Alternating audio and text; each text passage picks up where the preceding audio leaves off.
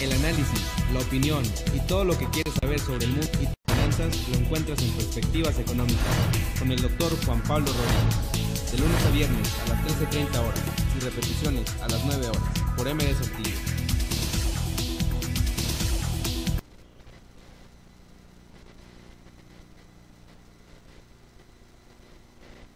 Pablo Rodríguez, no he podido estar aquí por cuestiones personales, pero me pareció interesante comentar hoy día de la cuestión de la tasa impositiva de los Estados Unidos, es decir, que es más peligroso, jóvenes economistas o no economistas, que el propio Tratado de Libre Comercio.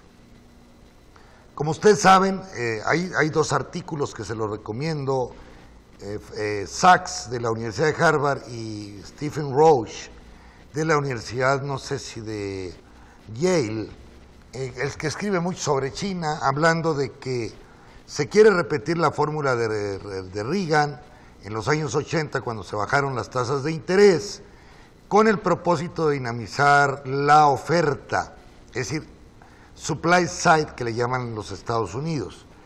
Para los autores que estamos hablando, y no solamente para ellos, para Krugman, para Stiglitz, premios Nobel de Economía, para Akerlof, para todos ellos, la situación es que es muy grave lo que puede pasar en los Estados Unidos con esta nueva ley impositiva, la cual solamente va a beneficiar al 0.1% o 0.01% de los norteamericanos, es decir, a los más ricos, donde les van a bajar una tasa impositiva, donde está el señor Donald Trump, obviamente, del 35 al 20% del impuesto sobre la renta. Recordemos que México tiene el 30% para empresas, pues automáticamente se va a ver desfasado. Ahorita voy a hablar, porque hoy vienen artículos en el Financiero y en la propia Jornada sobre el Centro de Estudios Económicos del Sector Privado, lo cual en cierta manera tienen razón. Pero el problema es que en los Estados Unidos, acuérdense que hay 50 senadores de los partidos demócratas, 52 de los republicanos, con dos que se le volteen o tres que se le volteen a Trump, para evitar que se apruebe la nueva ley fiscal que está proponiendo Donald Trump, que beneficia básicamente a los más ricos, donde se acaban las deducibilidades estatales. Como les podría poner un ejemplo, ustedes reciben $100,000 al año o $1 millón en Nueva York. Cuando ustedes pagan, por ejemplo, tasas, pagan seguro de gastos médicos, pagan, por ejemplo, el predial, que es carísimo en la ciudad de Nueva York, pagan otro tipo de impuestos que se dan ahí en el estado de Nueva York, esos impuestos son deducibles, es decir, si ustedes iban a pagar del $1 millón de utilidad, 350,000, comienzan a deducir, por ejemplo, lo del predial, pues menos lo del predial, menos lo del seguro de gastos médicos, menos lo de donaciones, lo que ustedes quieran. Entonces, en lugar de quedar en 350,000, la tasa real pues vendría siendo, como dicen en Estados Unidos, de un 20%, es decir, $200,000. Ellos, según la nueva ley propuesta por Trump, pues no habría posibilidades de deducibilidad. Entonces, ¿quiénes son los más afectados? Los estados donde es más caro vivir, por ejemplo, California, Oregon, Washington, New Jersey, Nueva York. ¿Qué es lo que esto va a provocar o qué es lo que está provocando? Porque muchos estados tienen deducibilidad y en lugar de disminuir los impuestos, pues se permanecen igual, pero, y como dicen algunos senadores, estaba viendo aquí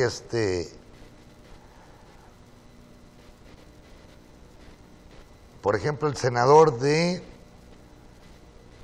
a la cuenta corriente, el senador republicano Daines de Montana, por ejemplo, ya se está oponiendo, Ron Johnson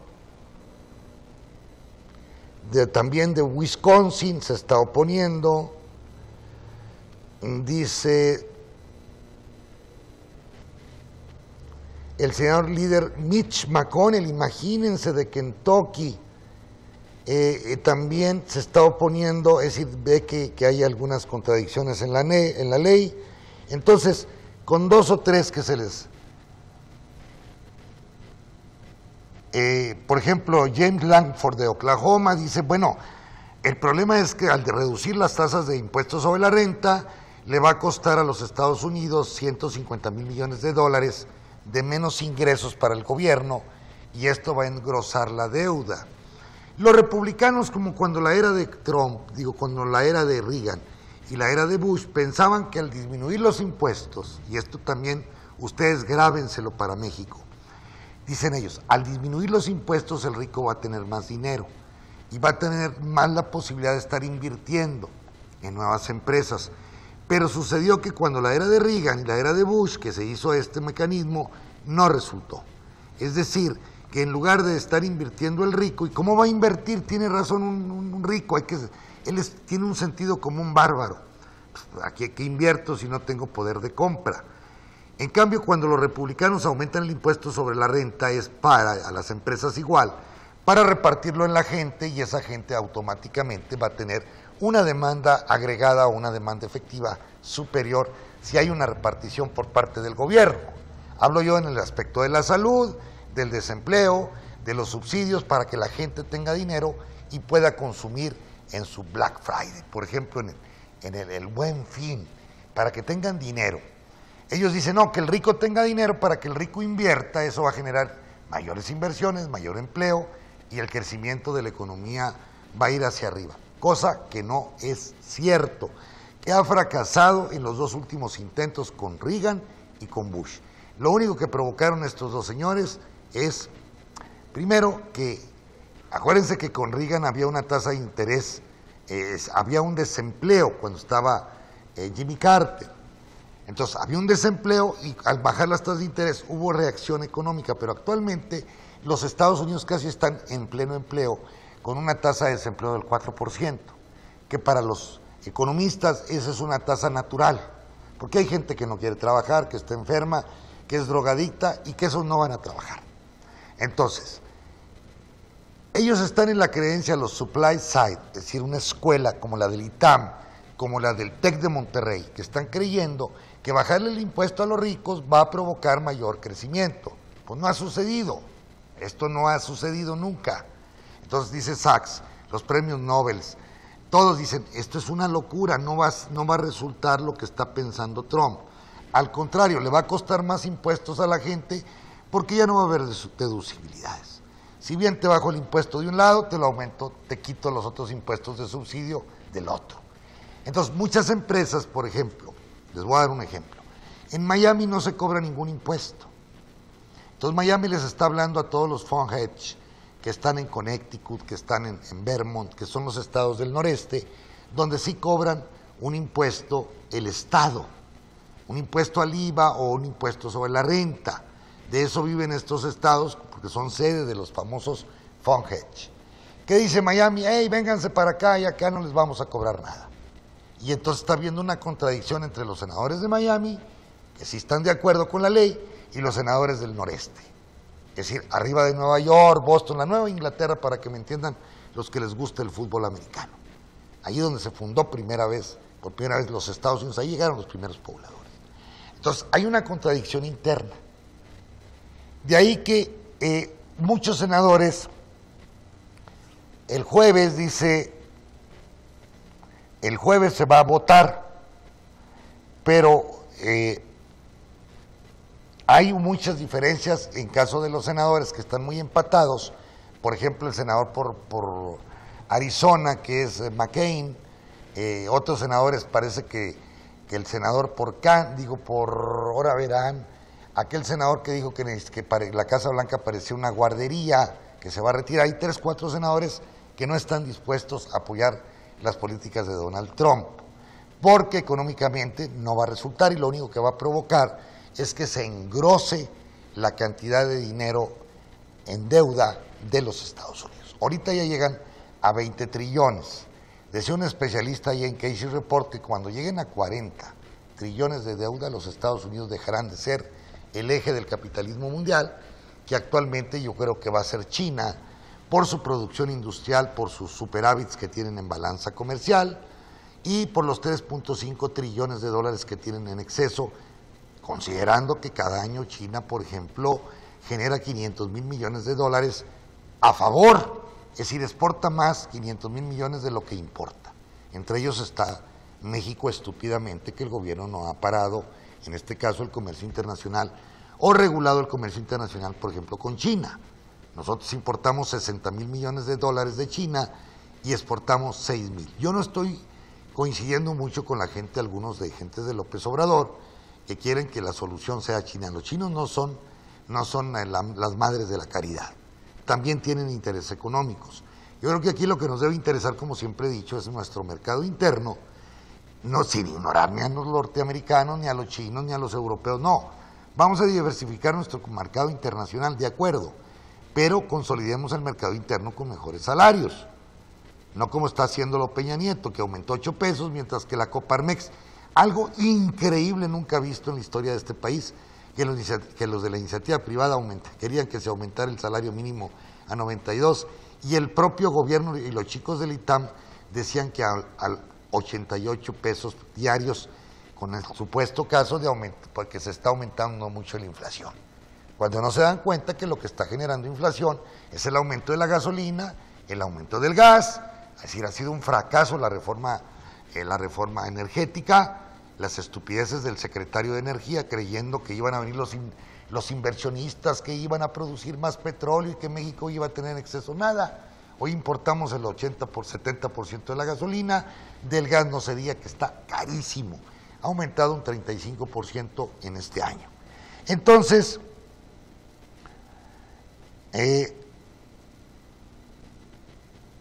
algunos senadores dicen que van a poner algunas objeciones con respecto a las van a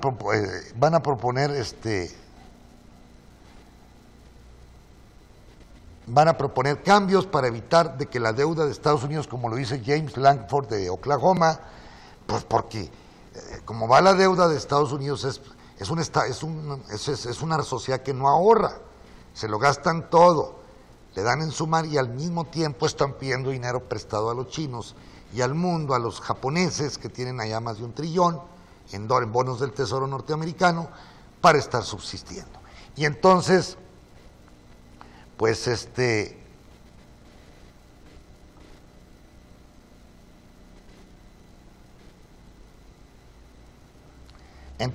las cuestiones se están complicando para pues el voto que se va a dar el miércoles. No sabemos qué va a pasar. Ahora, ¿qué va a pasar con México? ¿Por qué digo yo que es muy peligroso para México la disminución del impuesto sobre la renta a las grandes empresas del 35 al 20 y a los muy ricos de un 35 a un 30%, 39%? Bueno, primero porque si se da esta política fiscal, esta nueva política fiscal en los Estados Unidos, y nosotros bajamos la tasa de impuestos sobre la renta como están para ser competitivos con ellos, porque de repente algún camionero mexicano dice, bueno, si a mí el impuesto sobre la renta en Estados Unidos me cuesta el 20 y en México me cuesta el 35, entonces voy y abro mi sede en Laredo, Texas, y allá pago mis impuestos. Eso implicaría una pérdida que calculó el Centro Económico de Estudios del Sector Privado de aproximadamente 44,000 millones de pesos por cada punto que baje el impuesto sobre la renta. Pensemos que baje 10 puntos o 15 puntos para poder empatarnos nosotros con los norteamericanos. Entonces, si le bajamos del 35 al 20 serían 15 puntos. Por 44 estaríamos hablando de 700,000 millones de pesos que dejaría de recoger el fisco mexicano, ese dinero, para su presupuesto. De por sí tenemos problemas de presupuesto con los temblores que hubo en los 2 meses pasados, los terremotos, la destrucción de casas, ya no llegan apoyos al campo, no están llegando aguinaldos, no están llegando dinero que correspondería de la aplicación de la federación en los estados. Entonces, peor se podría complicar si de repente le dijeran al gobierno mexicano, por dar una idea, ya no vas a tener 600,000 millones de pesos, porque empresas que están residiendo en México, pues van a residir en Laredo, en El Paso, o en otra ciudad, en San Antonio, que están en Estados Unidos, de acuerdo a los convenios internacionales de la Organización Mundial de Comercio y en el Tratado de Libre Comercio. Entonces, esto es complicado para México. ¿Cuál es la salida que están dando los economistas del ITAM, del TEC y mismo algunas gentes que trabajan con Poncho Romo de Morena? Bueno, no nos va a quedar más remedio que aumentar el IVA. O aumentamos el IVA del 16 al 17, 18, 19 o 20, o ahí en Chile, o bien generalizamos el IVA en medicinas y alimentos. Pero da la casualidad de que el IVA, como ya pasó en Japón con Shinzo Abe, lo subió del 5 al 8, un 40%, y crea unos impactos bárbaros en la demanda efectiva. Claro que esto recuperó un poco las finanzas públicas del Japón, que deben más del 200% de su Producto Interno Bruto en deuda interna, en yenes. Aunque tengan dinero en bonos norteamericanos, pues yo creo que el Japón debe de tener cerca de un Producto Interno Bruto de aproximadamente 80, 90 trillones, ¿verdad? Digo, billions, o la mitad de los Estados Unidos de presupuesto. Entonces, al Japón también se le han complicado las cosas por la cantidad de deuda que ha venido acumulando. Pero en el fenómeno mexicano, si actualmente debemos el 47, 48% del Producto Interno Bruto, entonces, jóvenes, que son 20 billones, estamos hablando que la deuda de este país es de aproximadamente 9 billones. Si nosotros no hacemos un ajuste, o la Secretaría de Hacienda, ahora que llegue el peje, Andrés Manuel, vamos a decir, nos vemos afectados con 500,000 millones de dólares, de pesos. ¿Cómo vamos a compensar esos 500,000? Andrés Manuel decía, bueno, vamos a tener un gobierno austero, de bajo gasto, gobierno honesto, que nos podemos ahorrar 500,000 millones. El problema es que con esta baja que está planteando Trump y que nos va a afectar y que automáticamente, ya estoy viendo Hacienda, a los del PRI y el PAN decir, no hay más remedio que bajarle. Entonces van a dejar al gobierno de Andrés Manuel sin recursos, que ese va a ser un plan también de ellos, dejarlos sin recursos. ¿Cuál sería también la salida que está planteándose por varios economistas mexicanos, no solamente de derecha e izquierda? Porque la izquierda siempre tiende a aumentar impuestos. Generalizar el IVA. Yo decía, bueno, podríamos generalizar el IVA, pero automáticamente tendríamos que aumentarle a los empleados o obreros de este país el 10, lo que aumenten ustedes el IVA en alimentos y medicinas, si nos vemos afectados en 10 puntos, pues un IVA del 10% a medicinas y alimentos, por dar un caso, o 2 puntos en general, y a medicinas y alimentos bajarlo al 5, entonces automáticamente tendríamos que aumentar, dar un aumento salarial de emergencia, para no afectar la demanda efectiva o la demanda nacional. Y ahí es donde empiezan los dimes y diretes. Pues si Peña Nieto no quiere aumentar más que a 88 pesos el salario mínimo, tendríamos que aumentar de golpe otro 10, 15%, a 100 pesos, más lo que se corresponda el próximo año al aumento por la tasa de inflación, que ya anda, el señor Cárcel no controló nada, ya anda en el 7%, se va con la cara caída, porque con una tasa de inflación como director del Banco Central del 7% es una ridiculez, mientras todos los países del primer mundo traen tasas vamos a decir, de inflación del 1, del 2%, este país trae ya del 7%. Y todo en la desesperación de Peña Nieto y de Hacienda de poder recabar más dinero. ¿Por qué? Porque el petróleo bajó de precio de 100 a 40, ahorita anda en $50 el barril. Ahí hubo una falta de recursos por parte del gobierno federal. ¿Cómo lo compensó? Con la nueva ley fiscal? Ok, ya dinamizó todo el SAT, que hay que hacer, es una cosa admirable lo que han hecho, porque han hecho las cosas, vamos, dentro de lo como está el país, las han hecho muy bien por parte del sistema de administración tributaria. Cada día nos van controlando más por los cheques que damos, por cualquier factura que damos, inmediatamente está registrada en la Secretaría de Hacienda. Y claro, esa factura debe estar amparada con un ingreso. Y ahí empieza ya, porque si yo tengo rentas, pues es un impuesto, vamos a decir rentas, un impuesto fijo que determina el gobierno, o bien variable de acuerdo a cómo esté usted inscrito en el sistema de administración tributaria. Pero en el fenómeno mexicano, hay que decirlo, macro, sí afectaría con 500, 600 mil millones de pesos, que es lo que querían ahorrar Andrés Manuel. Es decir, no tendríamos dinero para la gran obra pública que es inyectarle a Pemex, inyectar en carreteras, inyectar en escuelas, en becas y lo que ustedes quieran. No nos queda más que lo del IVA. El problema es que el IVA genera un malestar dentro de la población por los salarios tan bajos. Entonces hay que resolver esto, ¿cómo? Pues aumentando salarios, como lo plantea Andrés Manuel, un salario mínimo de 200, 220 pesos por mes, digo por día. Estamos hablando que en Saltillo estamos hablando de 1,200, que es lo que se paga en el norte de México.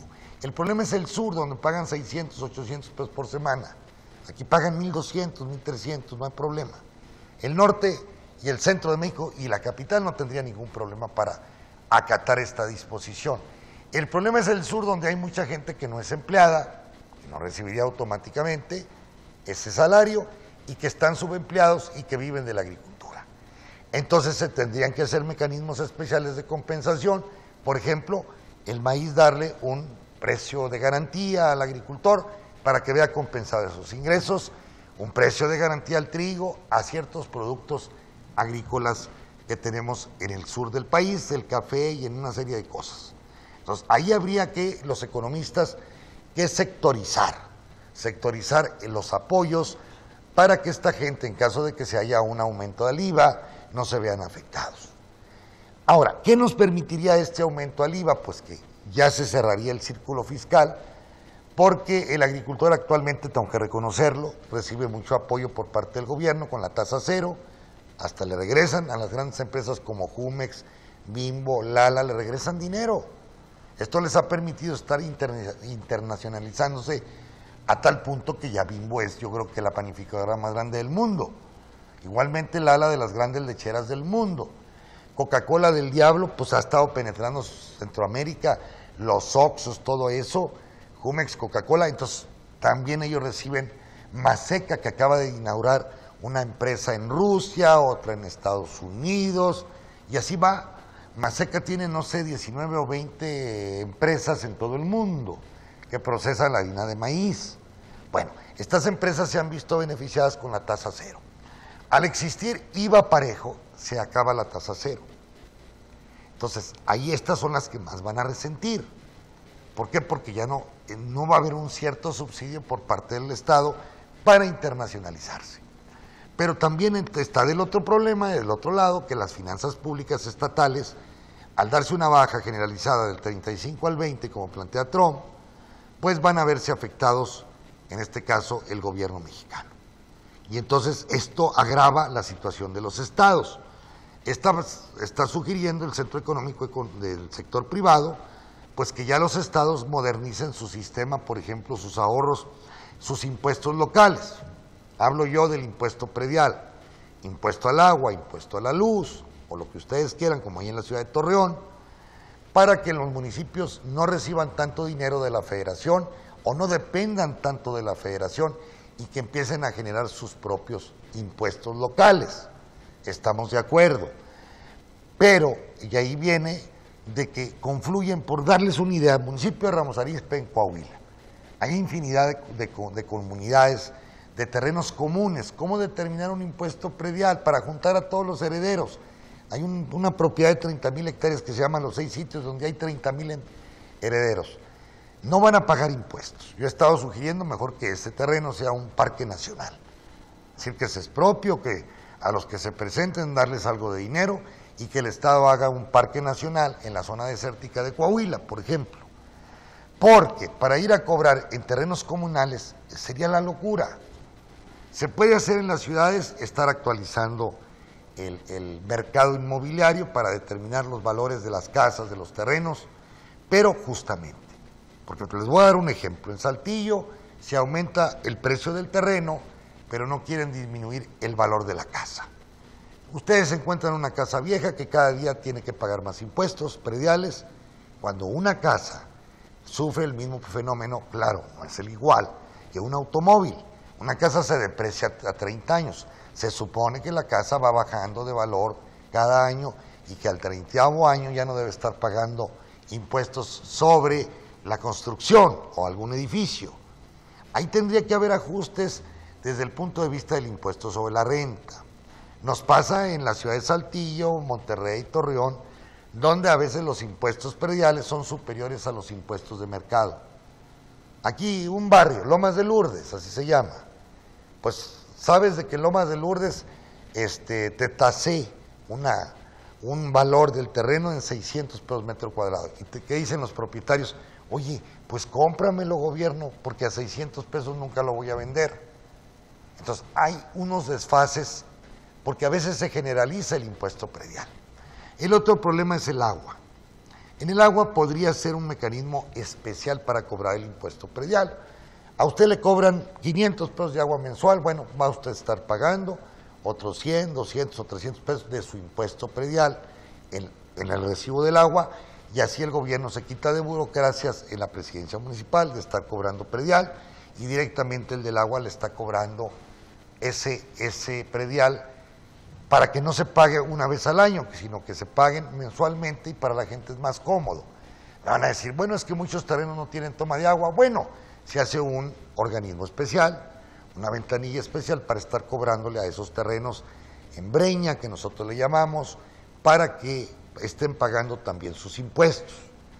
Pero todos estos mecanismos, jóvenes, van a ser necesarios. Igualmente, al darse este fenómeno de Trump, si se llega a dar la ley fiscal, pues el gobierno del estado, que ahora ganó el ingeniero Riquelme, anda llorando por ahí los del frente de Coahuila, Guadián y todos, pues están muy molestos, pero ahora el problema para Riquelme o el ingeniero Riquelme va a ser cómo hacer para llevar a cabo una buena administración, considerando que ya no se puede endeudar, que tenemos una deuda de 65,000 billones en pensiones, y tenemos una deuda real, porque van a empezar a aparecer la deuda a proveedores, no de 37, sino de 45,000 millones.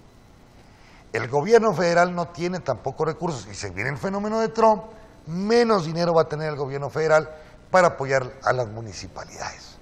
Y esto va a entrar en un círculo perverso de insolvencia por parte de los municipios, por parte de los estados. Es decir, van a haber municipios que no van a tener recursos para pagar, por ejemplo, las nóminas, como están pasando algunas universidades, Zacatecas entre ellas, que ya no tienen dinero para su fondo de pensiones.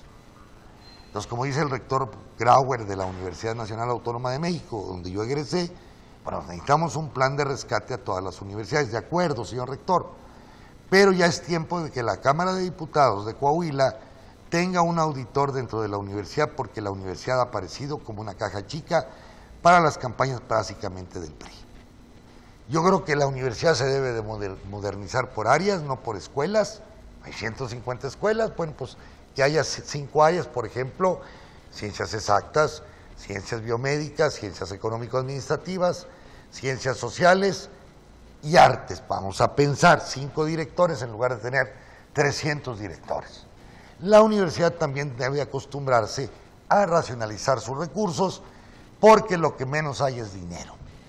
Que eso trae problemas actualmente el próximo gobernador, ingeniero Riquelme, porque el problema es que los Moreira lo dejaron bailando, y segundo, tiene que empezar a pensar él en que debe haber auditorías para las administraciones de Humberto, que ya se va a quitar el decreto porque la oposición tiene una mayoría, y una auditoría a la administración de Rubén Moreira. Por darles una idea, en el DIF, la presidenta del DIF ha gastado 50 millones de pesos en avión de aquí a la ciudad de Hidalgo, cuando ella es presidenta del DIF. Bueno, ¿qué tiene que ver esos gastos en avión de aquí a Hidalgo, donde ella es originaria? Pues lo sentimos mucho, pero no puede el Estado estar sufragando, por ejemplo, boletos o aviones del gobierno del Estado, o privados, o gastos de aviones, porque del otro lado tenemos que no tenemos dinero para poder retirar ahorita 800 ingenieros de la Antonio Narro, de la Universidad Antonio Narro. No hay recursos. Otro fenómeno que nos está pasando en Coahuila, que hay maestros que reciben más de 100,000, 80, 100,000 pesos de retiro. Pues con esas cuotas o con esos retiros de 80, 100,000 están afectando al 95% de los maestros que tienen retiros de menos de 19,000 pesos, de 15,000. Entonces tiene que haber una nueva ley de pensiones con el propósito de poder sostener al 95% de los maestros que sí trabajaron con pizarrón y no como Humberto Moreira, que anduvo ahí bailoteando, le gustaba mucho el baile, que fue maestro de educación física, imagínense. Total, este tipo de gentes que reciben 40 o 50,000 pesos, lo sentimos mucho, no se pueden pagar porque no hay dinero, el fondo está quebrado. Dicen, es que la ley no puede ser retroactiva, de acuerdo, pero el problema es que cuando una empresa está quebrada, un fondo está quebrado, no se pueden respetar. Aquellos que se le están pagando 70, 80, 60, 50, no se puede respetar. Y no es porque no queramos, todos quisiéramos que recibieran mucho dinero los maestros de retiro. El problema es que no hay dinero, no hay dinero. Y el próximo gobernador tiene que ser decente. ¿Cuál es la mejor decencia ahorita? Decir la verdad. Señores, el Estado está en un estado de indefensión, de no poder pagar todos aquellos gastos, por ejemplo, del fondo de pensiones, que le están arrastrando que se gaste el 20% del presupuesto y la mayor parte de la gente pues no tenga lo elemental como agua, drenaje, buen pavimento, buena basura, sistemas, gente que está pagando sus impuestos. Entonces ahí viene un problema grave. Entonces la sugerencia que yo hago públicamente ahora, que no ha hecho ni Guadiana ni Memo, que haya una comisión interdisciplinaria entre el Congreso del Estado y el Poder Ejecutivo, y esta es una idea que yo la tenemos que plantear, para que el presupuesto que yo te autorice sea revisado por esta comisión, que los contratos de un pavimento en Torreón, se van a revisar los contratos, se van a revisar las licitaciones, se va a revisar el que la obra se realice adecuadamente y con la calidad que especifican las normas del propio gobierno. Entonces, dos, necesitamos una austeridad republicana como plantea el PEJE o como planteó Benito Juárez. Necesitamos que los gobernantes olvídense ya de las comiditas, de los celulares, del pago a la prensa, porque se pagan 1,500, 2,000 millones, aunque no van a aceptar, pero no hay dinero.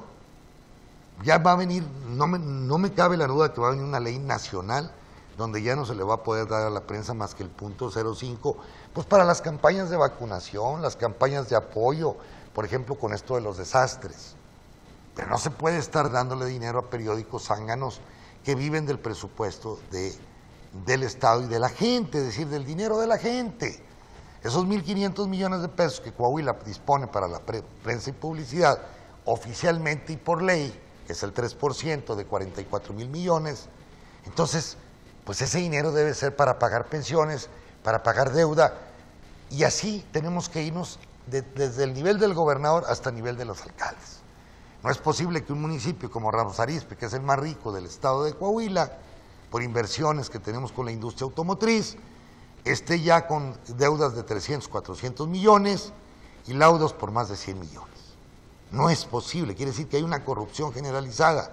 Están desesperados los alcaldes que llegan.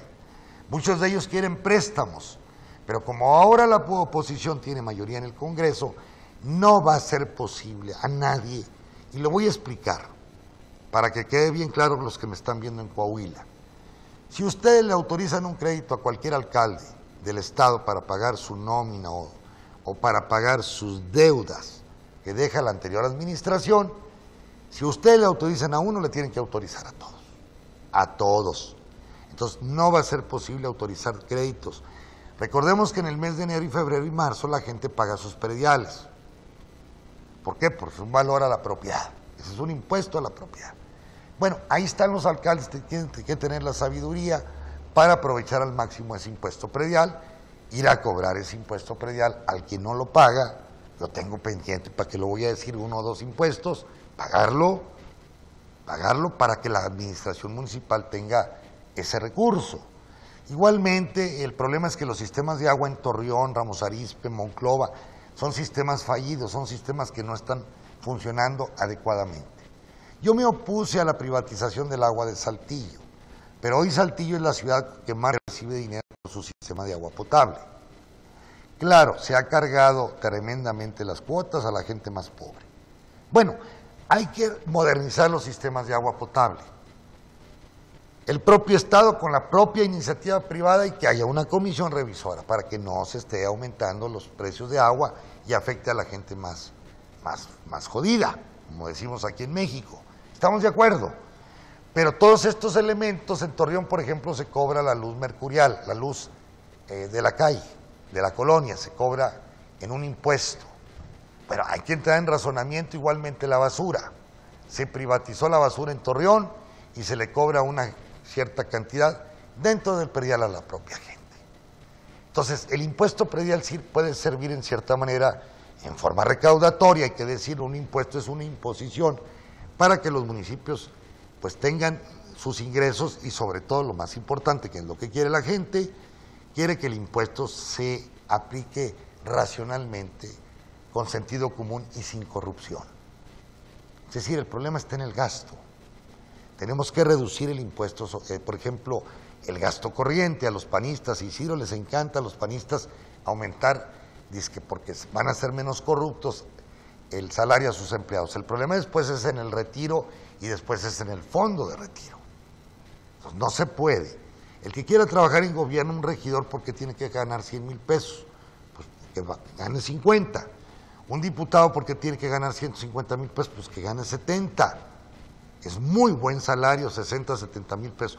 Un gobernador, en lugar de 200, pues que gane 150. Es decir, bajar el gasto corriente a los grandes, a los ejecutivos de arriba, para que con ese fondo hacer un fideicomiso, que todo el mundo lo esté observando, la sociedad civil, y con ese fideicomiso empezar a pagar la deuda. Sin que esto evite que también se revise los contratos de la deuda, porque nuestra deuda, última deuda de 17,000 millones, que contrató Humberto Moreira, fue una deuda ilícita con papeles falsos, aunque posteriormente Enrique Martínez, Fernando de las Fuentes, Tobías, Hilda, y la senadora actualmente Hilda, aprobaron que se aceptara la deuda con todos estos ilícitos. Pero hay muchas cosas que hacer. Yo creo que aquí todo lo que queremos es que el estado de Coahuila o todos los estados y municipios avancen. Tenemos la amenaza del señor Trump, porque si el señor Trump le autoriza la reforma fiscal, va a haber una revolución interna en México. ¿Qué vamos a hacer al vernos rebasados por aquellas empresas que van a cambiar su sede a Texas o a Florida o a donde ustedes quieran, y nos vamos a ver sin impuestos sobre la renta de estas empresas?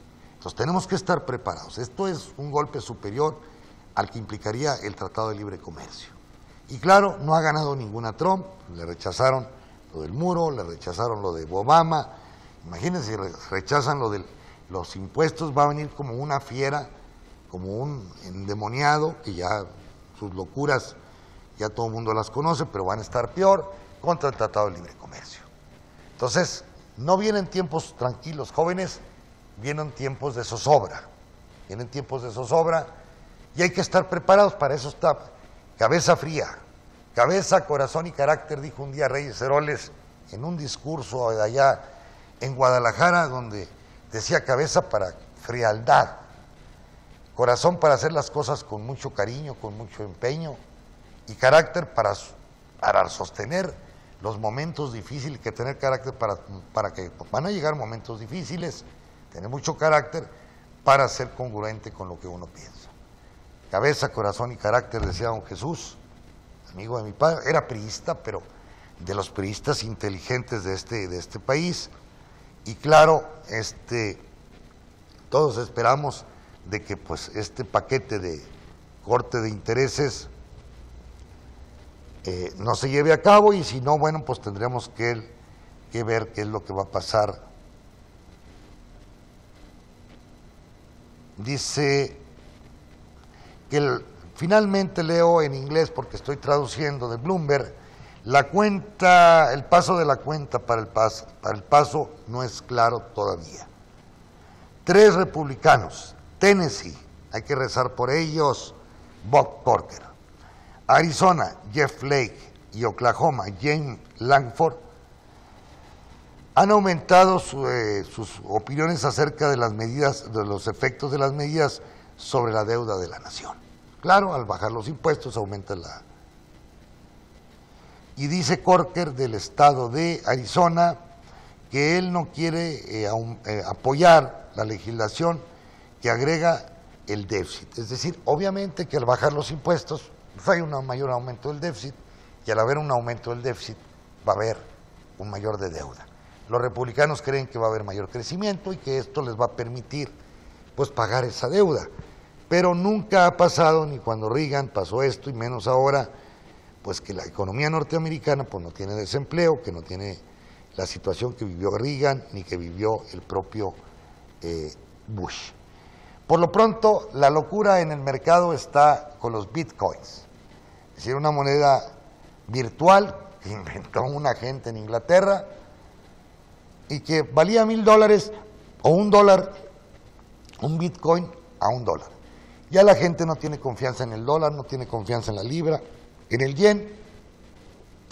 Ellos dicen la moneda virtual está en función de la oferta y demanda. Sí, pero como no tiene regulación, ha habido una especulación espantosa con el bitcoin, que de $1, que valía el bitcoin hace un año y medio, me acuerdo que Kaiser la promovía mucho, ahora vale $10, 10 veces más su valor. Cuando las economías crecen al 2%, estamos aquí hablando de 1000% o 10,000%, es una locura. Entonces, esto del bitcoin, los chinos están con mucha medida, los chinos son muy inteligentes y tienen una filosofía confuciana. Entonces, esto no se la están creyendo. Parece que Morgan Stanley, que es el principal banco del mundo, ya empezó a vender bitcoins. Y esto es riesgosísimo, porque así como hoy vale 10 veces más su valor, o 1000 veces más su valor, o 10,000 veces más su valor, porque de $1 pasó a 10. Entonces, estamos hablando, jóvenes, de un bien que está sobreespeculado y el día que no confíen en él, los principales inversionistas pueden tener un desplome espectacular.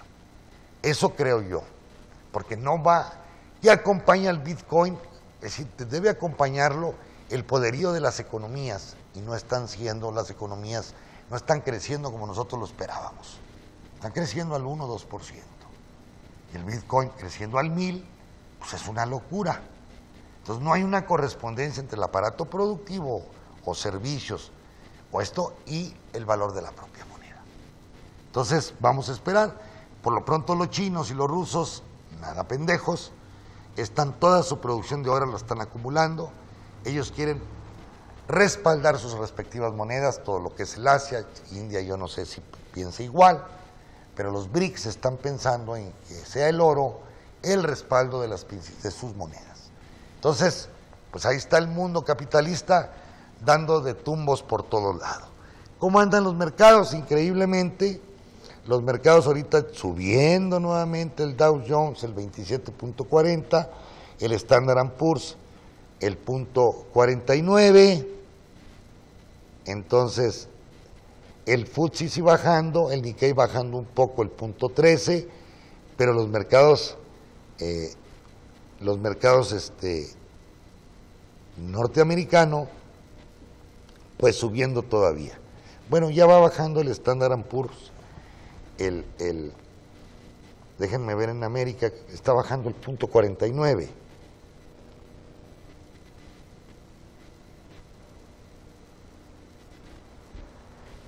No está abriendo esta página, pero bueno,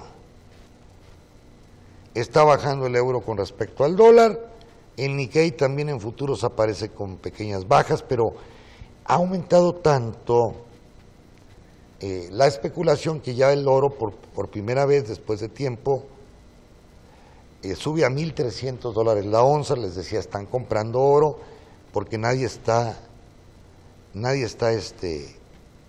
seguro de lo que está pasando. Entonces, stocks, déjenme ver a ver si abrimos cómo andan los mercados, porque es muy importante. América pues sí, les decía yo, el Dow Jones aumentando el 0.65, el caso de Standard bajando 0.02, nada, 0.12 el Nasdaq, que es el de las tecnológicas, el Composite de Nueva York bajando el 0.20, también poco. En Europa sí hubo un retroceso, no sé, a lo mejor no hubo acuerdos en Alemania, no sé, que es el principal país capitalista de Europa, pero bajando el 0.48 el euro stock, el 0.35 el FTSE de Inglaterra, el 0.46 el DAX de Alemania y 0.56 el CAC 40, son las principales empresas de París. En el caso de Japón, bajando el 0.24, el Hansen de Hong Kong el 0.60, el Shanghái 1.32, en cambio Australia subiendo el 0.10 e India subiendo el 0.11%. En lo que concierne a las commodities, ¿cómo anda el petróleo? Déjenme ver las commodities, porque para nosotros es muy importante el petróleo. Ahora que no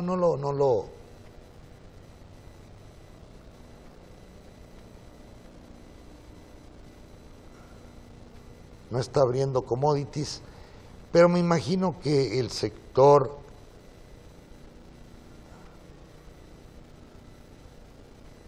no tengo telecomunicaciones, utilidades subieron 0.58, pero bueno, métanse a Bloomberg para ver también cómo anda el petróleo, que en últimas fechas ha estado subiendo y que en cierta manera ha estado beneficiando a las finanzas públicas de México. Pues son los comentarios de hoy. Mucho cuidado con esta tasa de... Ojalá los 3 senadores que ya cité no acepten la propuesta de Donald Trump y todo quede en santa paz, aunque esto lo va a traer como furia contra el Tratado de Libre Comercio. Pásenla muy bien, nos vemos el miércoles. Hasta pronto.